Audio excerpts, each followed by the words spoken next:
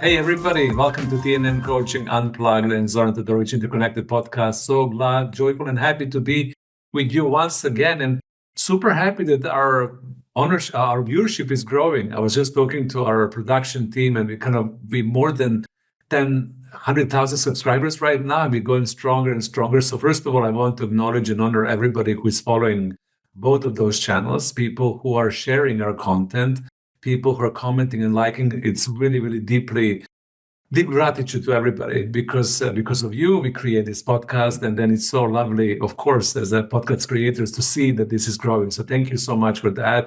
Today we have a wonderful, incredibly inspiring guest, Sonja Kresojevic. Sonja is innovation and transformation leader, coach, speaker. She has more than 20 years of experience and really interesting track record helping organizations build their innovation capabilities, creative mindsets, resilient cultures. She also worked herself in leading global companies.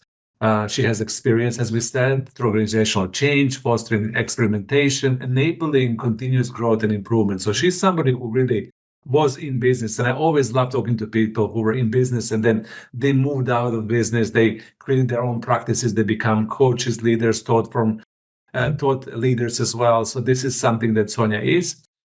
Today, we're going to open up a different topics. Sonja and I recorded one of the business webinars for some of our clients, and we have intertwined, in this conversation. And here today, we're going to be talking about innovation. We're going to be talking about creativity. We're also going to be addressing a little bit of the well-being and inspiring you to become that best possible version of yourself, whatever your circumstances in life are, being a leader, being a mother, father, entrepreneur, somebody who's supporting other leaders. This is podcast for you. So, Sonja, thank you so much for coming and welcome. Thank you, Zoran. So nice to be here with you today. Yeah. So I was just saying that you have this diversity of the experiences. You came from business and then you move into something else. So I would love to kind of know a little bit more about you, if you don't mind. Just a few kind of personal questions to start with. What inspired you to move out of the business at this transition of your life when you were really fully engaged? What was something that nudged you to kind of transit into being more of the coach, leader, and entrepreneur nowadays? An artist, don't forget that. An artist, exactly. People, an artist as well. Well, it's a good question. I think it's a number of factors. One is I had the burnout, which at the time I didn't even have words for. But, looking back now, I can understand that working 17 hours a day and not having any space or time for personal life or pleasure or things that really, fulfill my soul were not really the great way to go, especially if you're working in innovation. But then there is also hunger for learning. I think this is something that has defined me my whole life. This insane curiosity that I have that is always pushing me to understand, engage, learn new things, get really to the bottom of why and how we function as humans. And so I went on this, really in-depth learning journey and inner transformation of my own, which I'm still very much on, because I don't think we ever finish.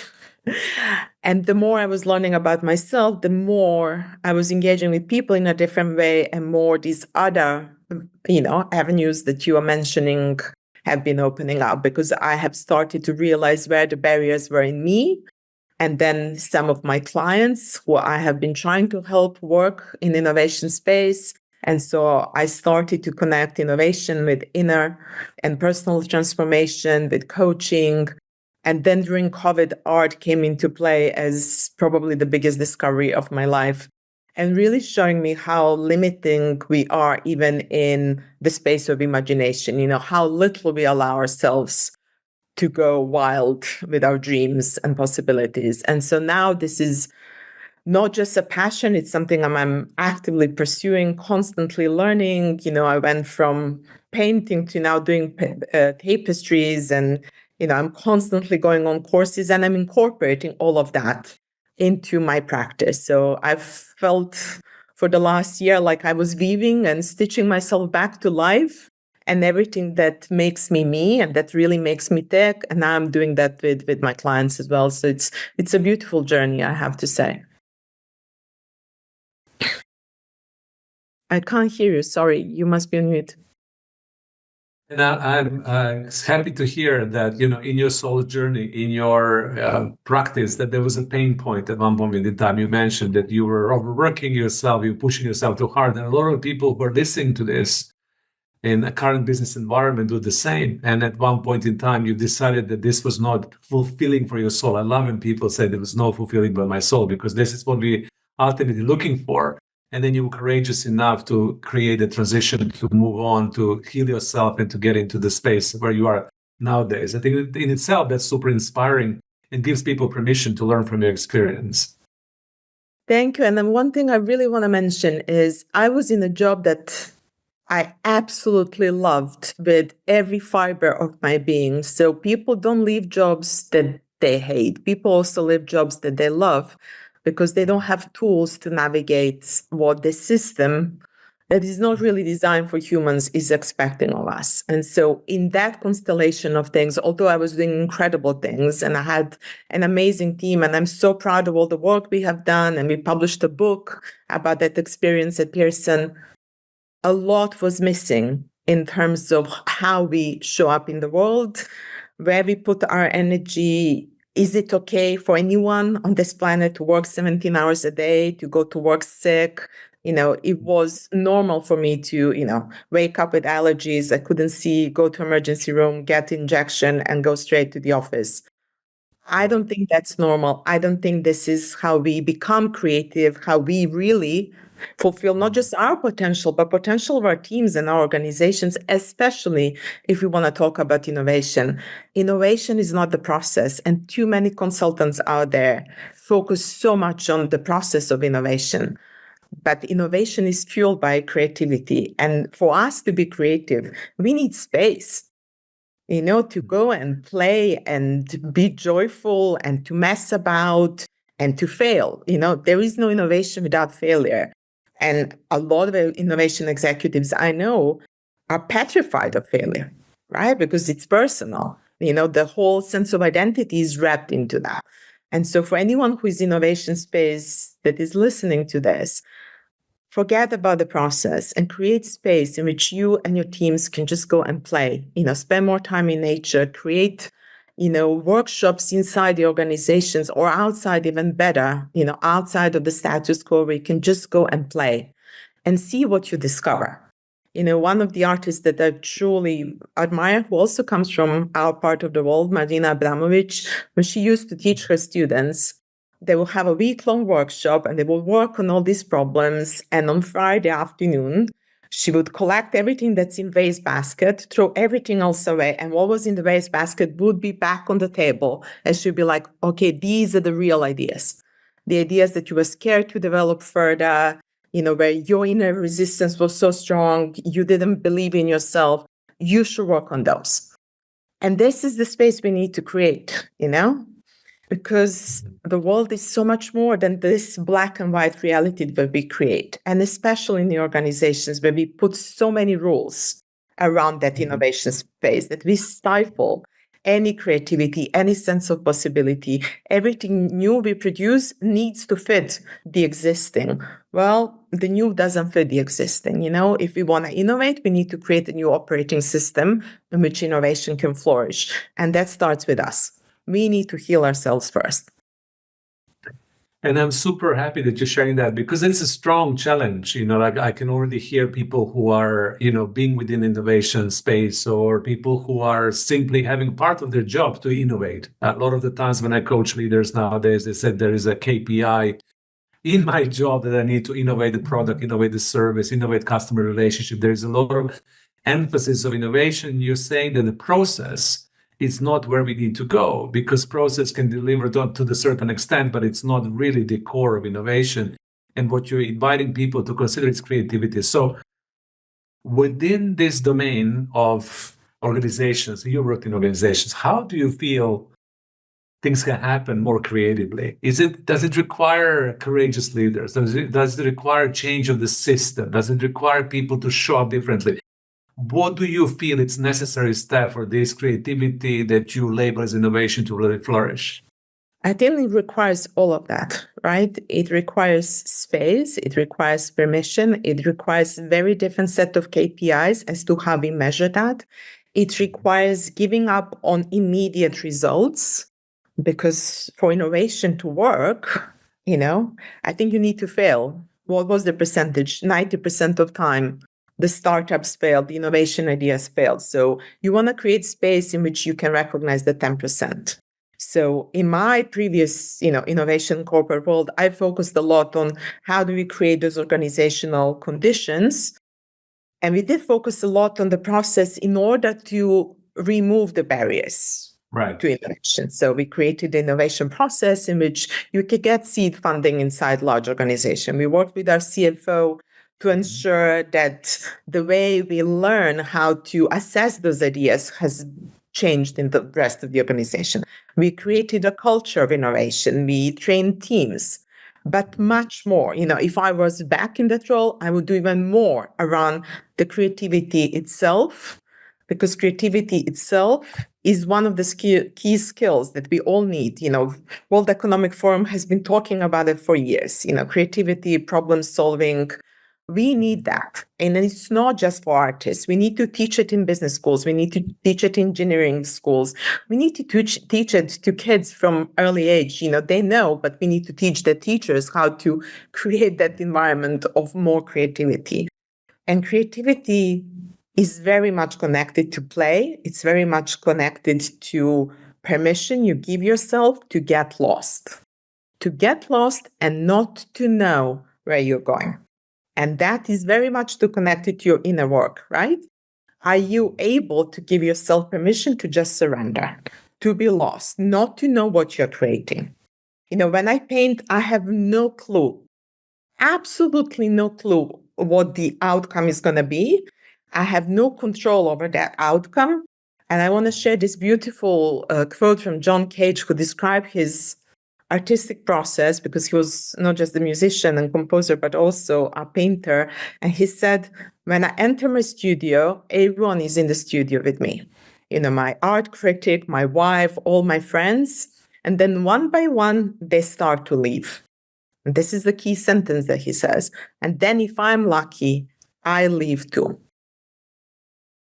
And that means my ego leaves, my need to know, my need to control, my need for that to fit the narrative, the story that I am, running in my head, and that we in organizations collectively run, right? Oh, we want something new, but can it please work with this system and that system, and can fit this narrative and this idea of who we think we are? And, the more we talk about all the rules, the more we reduce that space of innovation to almost nothing. And what we now need more than ever is the breakthrough innovation in social sphere, in organizational sphere, in human sphere, not in technology. Technology is way ahead of us. We need to catch up with technology, right? We need to create conditions in which the operating system of our existence has been upgraded. I always talk about, imagine one of those old Microsoft, I don't even remember what they're called, back in the 80s, 90s systems, operating system. For example. Exactly. And you try to run the most sophisticated apps for your phone on it. Would it support it? Of course not, right? Of course it wouldn't. Well, our collective operating system in our organizations, in our society, is not for purpose anymore. And so this is a very challenging moment in which we find ourselves. We need to change that operating system, which is full of rules and full of agreements and contracts we have made with each other. And we need to start writing these sophisticated apps that are, solutions that are solving some of the problems that we have. But for that to be possible, we need to change. This is why we are investing so much effort right now in leadership development. This is why everyone I know has a coach or a healer. Going to shamans even is not a taboo anymore, right? We are constantly working on ourselves because our consciousness needs to change. Our ability to navigate the uncertainty needs to change. Our ability to create needs to change. We need to learn how to co-create with others without all the burdens that our ego are imposing of, it needs to fit my story. And I am going to defend that story, and then I'm not going to create anything new as a result. So from your point of view, that needs to change, need to evolve. I think that's something that is really happening nowadays. As you said, everybody has healer, shaman, coach, consultant, guide. People are also microdosing on different substances. Even some of the highly esteemed executives that I coach nowadays are open to all different modalities of healing and consciousness evolution, because they understand they need to evolve. We all do. And when it comes to the point that we are focusing on today, Sonja, which is creativity and innovation, in order for somebody to really tap into their creative soul, into their creative body, what is the evolution, or what is the change that is needed? Let's say for somebody who is listening to you right now, who is working in an innovation team in the organization, or has the KPI or innovative or creating, and saying, I hear you, Sonja, I understand, I listen, and I'm willing to do the work. So what would be your kind of recommendation? What would you say that what is the change needed for somebody to really tap into their creative being and then express it full on?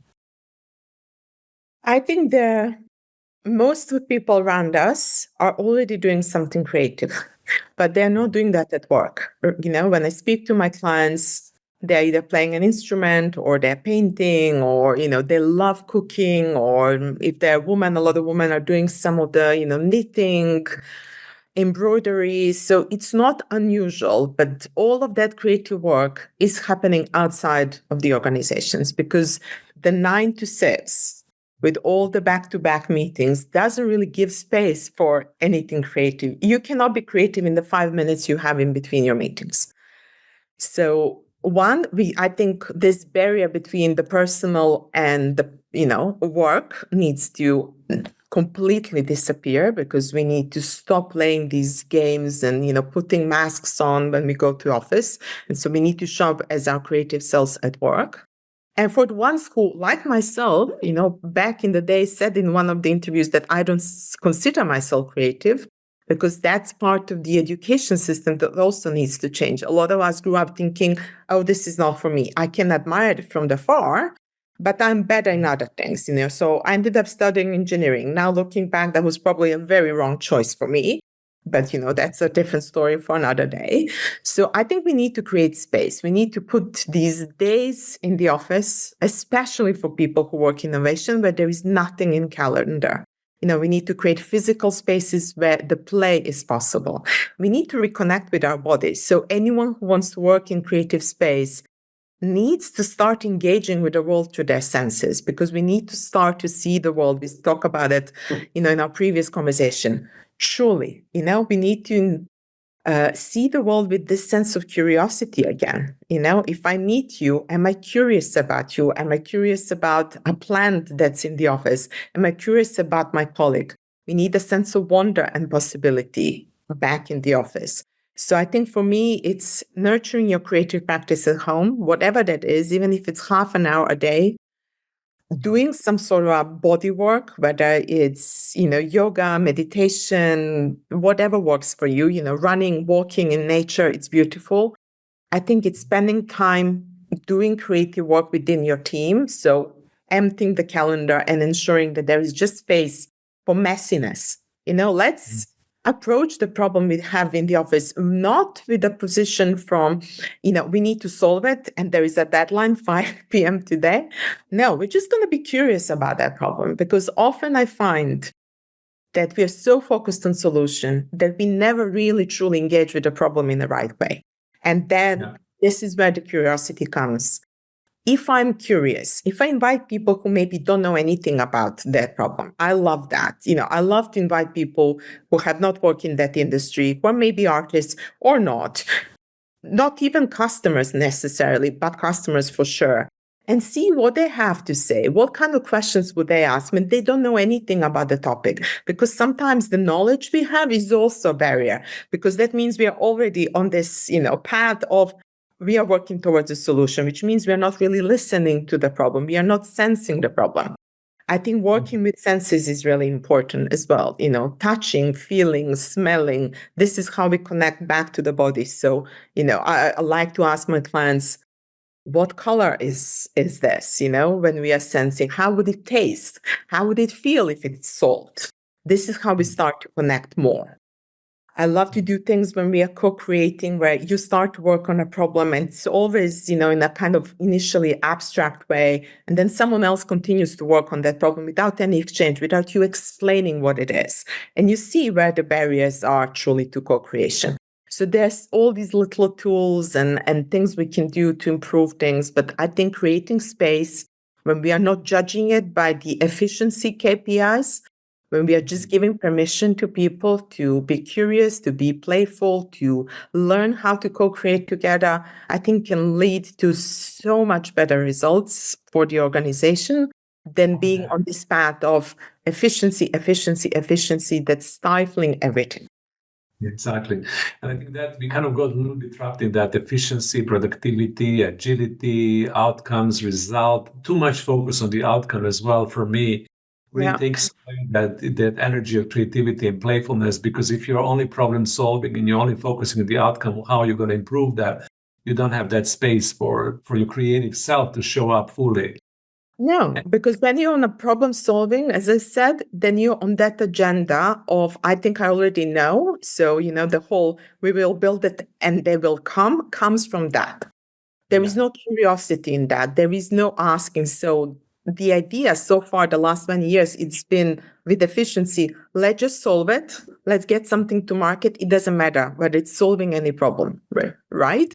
And I think as a result, we as customers are in confusion around, how to engage with everything that's being thrown at us, without any understanding that all these industries are now merging and that there is so much more overlap, and that as a result, we need to remove some of the walls that we have put in place and as a barrier to innovation.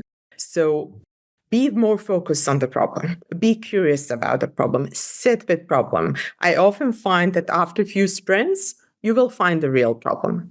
Not necessarily a solution, but you will find a problem worth solving. And that's the point, right?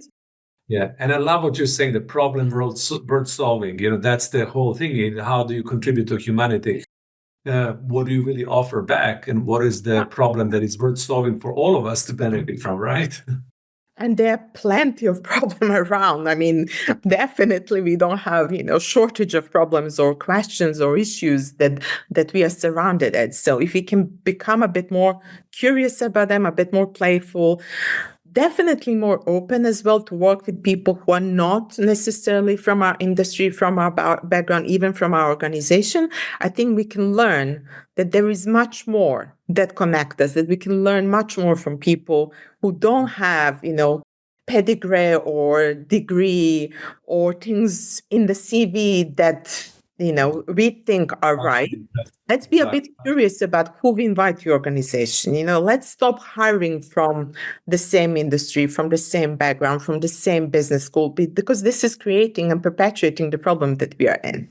Exactly. The diversity is so important. And, I remember, when I worked with the organization and there we did this fence wall, and they keep on recreating the same problem because they're simply hiring the same mindset, same people, same organization. We had that as well in every organization I worked. When I was at Pearson, we had this rule that we had to hire from education background. And that was a big problem because at the time, education wasn't disrupted enough. And so, of course, all these startups were then coming into our place and disrupting us. And big tech companies who had nothing to do with education, but who had that fresh perspective. So one of the things I like to do, especially with executives, I like to play this exercise where I get them to swap roles for a couple of hours. And they get to be, if they're CTO, they get to be a CPO or head of HR. And they start to look then at that department, at those objectives from a very different perspective. And the things they come up with is just incredible. It blows everyone's mind. And you're thinking, oh my God, this is what the fresh perspective, a bit of curiosity really can give you. So let's do more of that. Yeah. And I want to kind of get into that playfulness and beginner's mind, because I think that curiosity of swapping those roles, the exercise you just described, for me also it comes from this notion of beginner's mind, when we're able to see a fresh new perspective, right? Yeah. And you mentioned play. And I remember first time when I was in a workshop, I think it was nearly 15, 20 years ago, at a very serious leadership development workshop. And we came up with this concept, and now we would love to introduce the play. And I remember people looking at me with a horror and being so afraid because they felt so awkward, being worried that I'm now going to put them in some kind of uncomfortable situation when they would need to come out of their comfort zone and play. And then, at that time, I even felt, my God, this whole concept of play within the organizational cultures, it's so hijacked and people really feel worried. So where I would really love to go there, because you mentioned play and play, and people need to play. In order to be creative, they need to play. So how can somebody who is listening to this become a little bit more courageous and a little bit more stronger to begin facilitating and creating these environments when people can feel this playful energy once again? So from your perspective, what is necessary within the organizational context for organizations to become a little bit more playful, a little bit more childlike, a little bit more innocent in their approach, not so serious, not so rigid, but more able to Well, it facilitate? starts with people, and especially the leadership team and executive team, because, most of employees, unfortunately, because of the toxic culture in which we operate, still require permission. So if we can get the executives and leadership team to show those skills and capabilities, to give permission, to be a bit more playful, less serious, to be a bit more humble as well in terms of inviting others to contribute instead of having this directive of, I know all the answers. I'm struggling to find a single executive that has all the answers right now, because I don't think we have the answers. So how can we approach the problem with a bit more curiosity ourselves? How can we play? And I always say to people, especially people who have kids, just play with your children. They can teach you things that we have forgotten, because we used to be those kids. We were that innocent. We were that curious. We had that beginner's mind. So give yourself permission not to know. I shared in our last talk, just this sentence of, I may be wrong, I may be wrong, I may be wrong. Repeat it 3 times before any meeting, before any workshop, before any brainstorm session. We don't have the results and we don't have the answers, and it's okay. Give yourself permission not to know. Because this is where the play and creativity and curiosity come together and produce beautiful results. But we need to, give ourselves a break. And we are on this pressure constantly to produce that the organization reinforces with insane deadlines and KPIs and all the wrong measurements, that there is no real space. And all the executives, all the leadership teams I have worked with are capable of that play. I often do workshops in which I break people into groups and we look at the business problem. I don't like to introduce play outside of a business context, because then it feels like a mimicky thing that we, have some fun for an hour or two, but they don't understand how to connect it then to the business thing. And then again, falls by the sideline. But if you look at any of the business problems you have, and you don't try to solve it by, discussing it and brainstorming in traditional way. And instead break people into groups, and one group can do theater and do a little improv or write a little short play with assigned roles. The other can write a piece of poetry. The third can do some visual art. Whatever you think of, you will be amazed at the results that would produce. And after that, with that energy of play, it's much easier to go in a more traditional, okay, now that we have had these beautiful, energetic and fun insights about ourselves, about where the defenses in us are that are preventing us from solving this in a different way, what are the collective, agreements that we have made that are also preventing us from creating something new, then we can go in a more serious brainstorm and workshop it in a more traditional way. But that, for me, is almost like a starting point. Unless you connect yourself, unless you're aware of where your barriers are, if you're not connected to that sense of play and curiosity and creativity, it's very hard to produce anything new. You're just on this perpetuate cycle or just repeating the same over and over and over. Copying and pasting, repeating the same, copying and pasting. And it eventually gets boring for all of us, not only for the consumer, people. Absolutely. Just look at even the creative industry, how very little new it's out there. Just, movies, music. We are repeating a lot because this is what the industry is requiring, or what the machinery that is saying this is profitable now in art. So you better, if you want to make money, need to adhere to those, KPIs. We have introduced the KPIs that are, driven only by monetary results to every sphere of our life. And this is why the solutions we are producing, I think COVID was such a beautiful example of there was a problem on a global level that we could have solved differently. And instead, we have gone back to this is how we operate. And it was a mess. It was a mess for 2 years with the consequences that we are still living and that we are going to live for a very long time when it comes to our sense of loneliness, our sense of connection to our communities, our sense of self, sense of well-being. We will see, even when these new generations come up that were really affected to their childhood or early teen years, what the effect of COVID was. But that was the moment for us to say, this is a unique challenge and we need to approach it differently and not to try and cram the old solutions into it. I completely agree. That was one of the pivotal moments that we have been used in the most beautiful way to overcome. Now, my very last question that a lot of people are wondering about, and people keep on asking me this question. This is the reason why I want to ask you, kind of diverting into a different field right now that I don't want to open fully, but I really need to ask, is that a lot of the people nowadays are kind of a little bit worried about the appearance of the AI and the impact of the AI on creativity. A lot of the organizations right now, some of the organizations even forbid the usage of AI because they feel that people are copying and pasting and asking AI everything, and they're not really engaging creatively. They're not creating the space to think, to feel, to play, to experiment. But because of this addiction to performance and efficiency, they would much rather outsource even the creative challenges to the AI to give them the solution for. And a lot of people are sometimes worried that this emergence of the AI is going to stifle our creative soul going forward. So for the people who are listening, I'm just curious about your perspective. Yeah, we cannot resolve this. I just want to open that field because I think it's an important one at this juncture of our human evolution. What is your take on it? Do you feel there is the danger? Do you feel that we can use AI in a different way to enable us to be more creative? Do you feel we need to let go of the AI altogether? How do you approach this in your work, in your life, with your children? I think I'm personally mostly staying out of it because I'm more focused on art and creativity and inner work and much less on technology because, as I said, I think this is where I see and feel we really need to invest our time and energy. I think there is place for AI.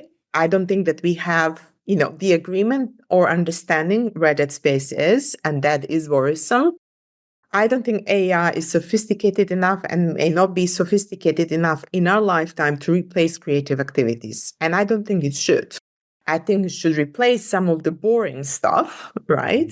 The stuff that we don't really need to engage in, that is soul destroying with so many people who are on this treadmill of repeating the same old, and give space and time for people in a workplace to do the things you and I have been discussing on the call. So outsource the mundane task to AI and give employees time and space to play, to be creative, to create new products, services, to really understand, to get to the bottom of what problems do we need to solve as organization, who we are as organization, who am I as an employee of that organization or leader of that organization, how do we want to contribute to the world in a better way?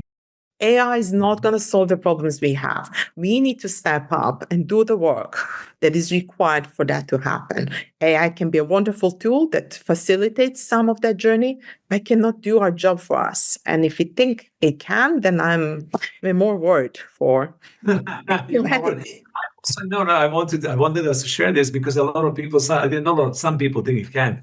So I'm with you. I think it's a tool. I think it can support creating more space for all of us to be creative by outsourcing boring, mundane, everyday tasks that everybody needs. It's not going to produce, original symphony. It's not going to become a new Beethoven or a new Picasso. It's not on the cards.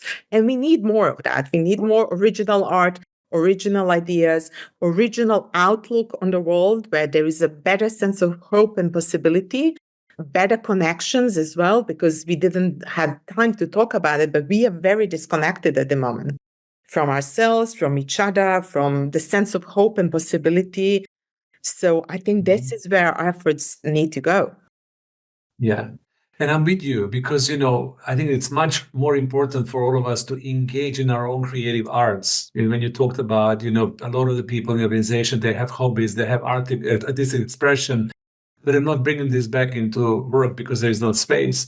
I think it's very important for us to keep on bringing that back and to engage in our own creative crafts and arts and ability to become creative, to begin seeing ourselves as a creative people. Because a lot of the time, as you know this really well, you ask people, are you creative? They say, no, I'm not. I'm really boring. Creative people are, wow, they can, Exactly. And it's not true. And I think that's one of the big barriers. I've seen people in my workshops who are scared to try, to even, put a little bit of paint on a canvas or to add to someone else's work. So it's beautiful how through these simple exercises, you can learn a lot about someone's personality, about how they are really as a team player or not, how open they are to new ideas.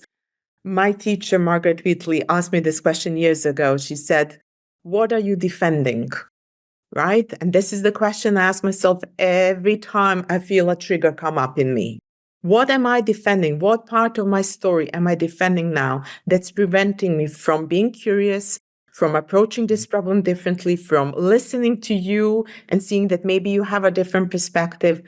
That's creativity as well, right? How we listen, how we speak to each other, how much space do we give? Are we listening just to, then jump in straight in and finish our point? Or are we really curious about what is the possibility of someone new coming to the team, offering a fresh idea?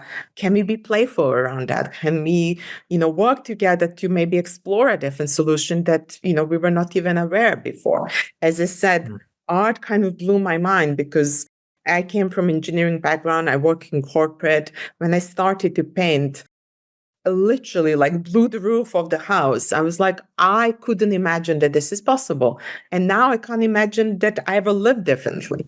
So it just shows that it's that potential. It's in all of us. I'm not special, I'm not this famous artist that spent the whole, life working in art.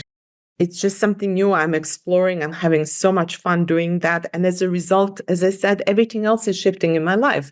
And I think if we do that collectively, then there is a lot of hope and possibility for what we can jointly create. Yeah. So this is a strong invitation for all of you. I think that, just to kind of end up this podcast, we talked about AI, which is always the big elephant in the room when it comes to creativity for a lot of people. A lot of people are doing the AI images, they're writing poems to their loved ones, they are consistently within the AI domain. And both Sonja and I believe this is useful, but we need to go back into the real connection to ourselves, to others, to join the dots back together and to show up creatively in our life. And I also want ourselves. There is a point because you mentioned a poem. When you outsource that task to an AI, you're not risking yourself. You're not risking yourself emotionally. You're not opening your heart. Because the result of that could be that you're crushed and that poem is not received in a way, right? So by outsourcing it to a machine, we are also outsourcing, well, it's not personal anymore. It didn't come from me, so I'm not risking myself. So if I'm rejected, it's not a big deal. So big deal. So, and I think this is a big barrier to who we are, to how we engage with each other, to our sense of possibility creation, because it's all about risking ourselves. Who we think we are has to go in order for us to change, for the system to change, for us to create something else. So Sonja and I were going to continue recording for next 100 hours because we can talk a lot. But I'm aware that our listeners are listening.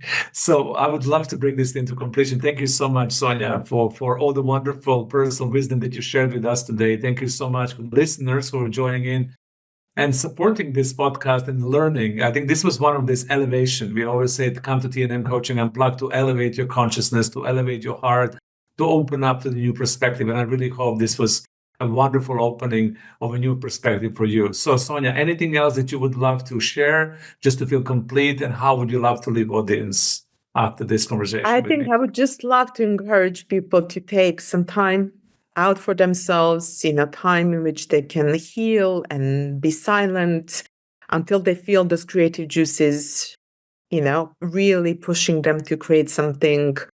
And just risk yourself in every connection, in any interaction. And I think we can all together create a much better place for all of us. Thank you for having me today. Thank you so much for joining. Thank you so much for your wisdom. Everybody else, thank you so much for listening. Thank you so much for being with us. Lots of love to everybody and enjoy the rest of your day.